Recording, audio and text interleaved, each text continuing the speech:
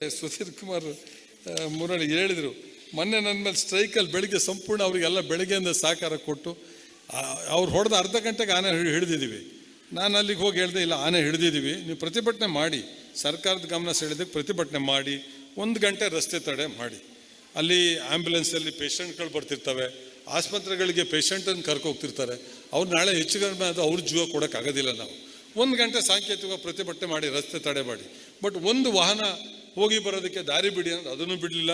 ಸಂಪೂರ್ಣ ಕ್ಲೋಸ್ ಮಾಡಿ ಬೆಳಗ್ಗೆಯಿಂದ ಸಾಯಂಕಾಲದವರೆಗೂ 4:30-5 ಗಂಟೆವರೆಗೂ ಏನೇ ಮನವಿ ಮಾಡಿದ್ರು ಆನೆ ಹಿಡಿಸಿ ಅವ್ರ ಕಣ್ಣು ಎದುರುಗಡೆ ಆನೆ ಕಳಿಸ್ಕೊಟ್ಟು ನಮ್ಮ ಸಕ್ರೆಬೈಲ್ ಕ್ಯಾಂಪಿಗೆ ಕಳಿಸ್ಕೊಟ್ರು. ಅವ್ರ ದಾರಿ ಬಿಡಲಿಲ್ಲ.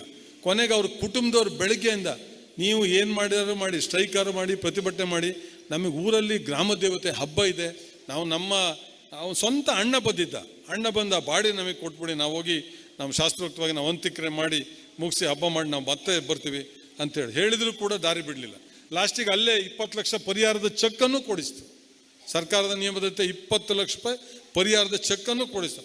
ಆದರೂ ಕೂಡ ದಾರಿ ಬಿಡಲಿಲ್ಲ. ಅವ್ರ ಕುಟುಂಬ ಕೊನೆಗೆ ಜಿಲ್ಲಾಧಿಕಾರಿಗಳನ್ನ ಮತ್ತು SP ಅವ್ರನ್ನ ನಮಗೆ ದಯಮಾಡಿ ನಮಗೆ ಸೆಕ್ಯೂರಿಟಿ ಕೊಟ್ಟು ನಮ್ಮ ಸಹೋದರಿ ಹೆಣನ ನಮಗೆ ಕೊಡಿ, ಆ ಶವವನ್ನು ನಮಗೆ ಕೊಡಿ, ನಾವು ತಗೊಂಡೋಗಿ ಅಂತ್ಯಕ್ರಿಯೆ ಮಾಡ್ತೀವಿ ಅಂತ ಹೇಳಿದಾಗಲೂ ಇವ್ರು ಒಪ್ಪಲಿಲ್ಲ. ಆ ಹೆಣನ ಹೊತ್ಕೊಂಡೋಗಿ ನಾವು RFO ಕಚೇರಿ ಎದುರುಗಡೆ ಹೊಳ್ತೀವಿ ಅಂತ ಹೇಳ್ತಾರೆ. ನೀವು ಯಾರಾದರೂ ಬಿಡ್ತೀರಾ? ನಿಮ್ಮ ಸಹೋದರಿಗೆ ಆ ಥರ ಆದರೆ ಎಷ್ಟು ಮನವಿ ಮಾಡಿ ಲಾಸ್ಟಿಗೆ ಗಲಾಟೆ ಆಯಿತು. ಪೊಲೀಸ್ನರಿಗೆ ಅವರ ಮನವಿಯ ರಿಕ್ವೆಸ್ಟ್ ಮೇಲೆ ಬಂದು ಅವರೆಲ್ಲ ಕವರ್ ಮಾಡಿ ಆ ಬಾಡಿನ ತಗೊಂಡೋಗಿ ಆ್ಯಂಬುಲೆನ್ಸಿಗೆ ಹಾಕ್ತು. ಆ್ಯಂಬುಲೆನ್ಸ್ ಕಿತ್ತಿಟ್ರು. ಇದು ಮನುಷ್ಯತ್ವನ? ಇದು ಹೇಳಿ ತಪ್ಪಿದ್ರೆ, ನೀವು ಏನೋ ತಪ್ಪಿದ್ರೆ, ನಮ್ದೇನೋ ತಪ್ಪಿದ್ರೆ ಹೇಳಿ, ಮನುಷ್ಯತ್ವನ ಇದು?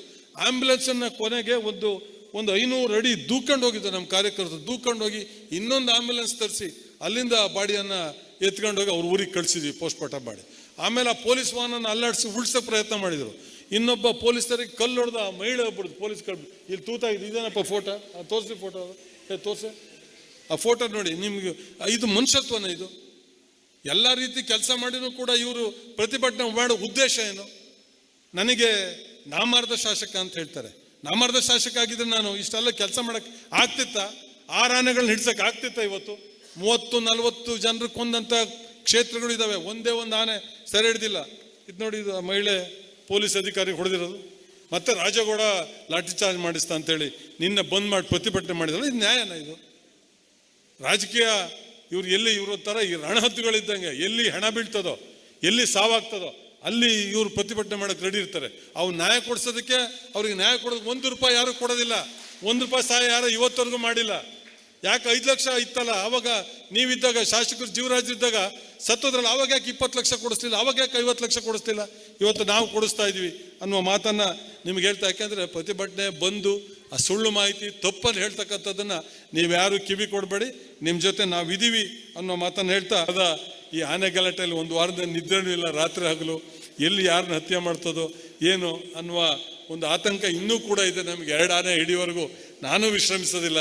ನಿಮ್ಮ ಕಾರ್ಯಕ್ರಮ ಇವೆಲ್ಲ ಮುಗಿಸಿ ಮತ್ತೆ ವಾಪಸ್ ನಾನೇ ಕ್ಯಾಂಪಿಗೆ ಹೋಗ್ತೀನಿ. ನಿನ್ನೆ ಸುಧೀರ್ ಇನ್ನೊಂದು ಮಾತು ಹೇಳ್ಬಿಡ್ತೀನಿ. ಮೊನ್ನೆ ರಾತ್ರಿ ಆನೆ ಹಿಡಿದಾದ್ಮೇಲೆ, ಆನೆ ಹಿಡಿಯೋ ಕೆಲಸ ಇದೆಯಲ್ಲ, ಯಾರ್ಯಾರು ಹೋಗ್ತಾರೋ ಅವ್ರು ಬರ್ತೀವಿ ಅಂತ ಹೇಳೋಕ್ಕಾಗೋದಿಲ್ಲ. ಅಷ್ಟು ಭಯಾನಕ ಅದು. ಅದಕ್ಕೆ ಮತ್ತಿನ ಇಂಜೆಕ್ಷನ್ ಕೊಟ್ಟ ಮೇಲೆ ನೀವು ನೋಡಿದ್ರಲ್ಲ, ಮೈಸೂರಲ್ಲೆಲ್ಲ ಆ ಇಂಜೆಕ್ಷನ್ ಕೊಟ್ಟು ವೈದ್ಯರನ್ನ ಸಾಯಿಸ್ತು, ಮಾವುತನ್ನು ಸಾಯಿಸಿದೆ, ಆನೆ ಸಾಯಿಸ್ತು. ಅಂಬಾರಿ ಮೈಸೂರು ದಸರಾದಲ್ಲಿ ಅಂಬಾರಿ ಹೊರ್ತಾ ಇತ್ತಲ್ಲ, ಆನೆನ ಬಂದು ಚುಚ್ಚಿ ಸಾಯಿಸ್ತು. ಇದು ಅಷ್ಟು ಬಲಿಷ್ಠವಾದಂಥ ಆನೆ. ನಾನು ಆ ಕಾರ್ಯಾಚರಣೆಯಲ್ಲಿ ನಾನಿದ್ದೆ. ಅದನ್ನು ನಡ್ಸ್ಕೊಂತಿದ್ದು ನೋಡಿದರೆ ಎಲ್ಲಾದರೂ ಅದನ್ನು ಒಂದು ಸ್ವಲ್ಪ ಆನೆಗಳು ತಡೆದಲ್ಲೇ ಸಾಕಾನೆ ಮುಂದೆ ಬಂದಿದ್ರೆ ಒಂದು 15-20 ಜನ ಕೊಂದಾಕ್ಬಿಡೋದು. ಅದು ಅಂಥದ್ರಲ್ಲಿ ಇಮಿಡಿಯೇಟ್ ಅದಕ್ಕೆ ಟ್ರಾಂಕ್ಲೈಸ್ ಮಾಡಿ ಒಂದು 300 ಅಡಿ ಒಳಗಡೆ ಹೋಗಿ ಬಿತ್ತು. ಅದು ಹೋದ್ಕೂಡ ಅದು ಸೊಂಡ್ಲು ವಿಶೇಷವಾಗಿ ಚೂಪಿತ್ತು. ಅದನ್ನು ಆ ಸೊಂಡ್ಲು 2 ಅರ್ಧ ಕಟ್ ಮಾಡಿಸಿ ಆಮೇಲೆ ಒಂದು 6 ಕಾಡಾನೆಗಳ ಸಹಕಾರದಿಂದ ಅದನ್ನು ಎತ್ತಿ ಕ್ರೇನ್ ತರಿಸಿ ಎತ್ತಿ ಲಾರಿಗೆ ಲೋಡ್ ಮಾಡಿ ಕಳಿಸ್ಕೊಟ್ಟಿದ್ವಿ. ಇಷ್ಟೆಲ್ಲ ಕೆಲಸ ಮಾಡಿದ್ವಿ. ನಮಗೆ ನಾ ಮಾರಿದ್ರು ಅಂತಲ್ಲ, ನಾ ಮಾರಿದ್ರು ಅವರ ನಮಗೆ ಟೀಕೆ ಮಾಡಿದ್ರು ಅಥವಾ ನಾನು ಅನ್ನೋದನ್ನು ನೀವು, ನನ್ನ ತಾಯಂದಿರು, ಅಕ್ಕ ತಂಗಿದರು, ಸಹೋದರರು ತೀರ್ಮಾನ ಮಾಡಿ ಅನ್ನೋ ವಿಚಾರವನ್ನು ತಮಗೆ ಬಿಡ್ತಾ, ಇನ್ನೇನು ಸುಧೀರ್ ಬೇರೆ ಬಿಡ್ತಾ ನಿಮ್ಮ ಜೊತೆ ಮತ್ತೆ ನಾವು ಇದ್ದೀವಿ ಅನ್ನೋ ಮಾತನ್ನು ಹೇಳಿ ನಾನು ಮಾತು ಮುಗಿಸ್ತೇನೆ. ಎಲ್ರಿಗೂ ನಮಸ್ಕಾರ.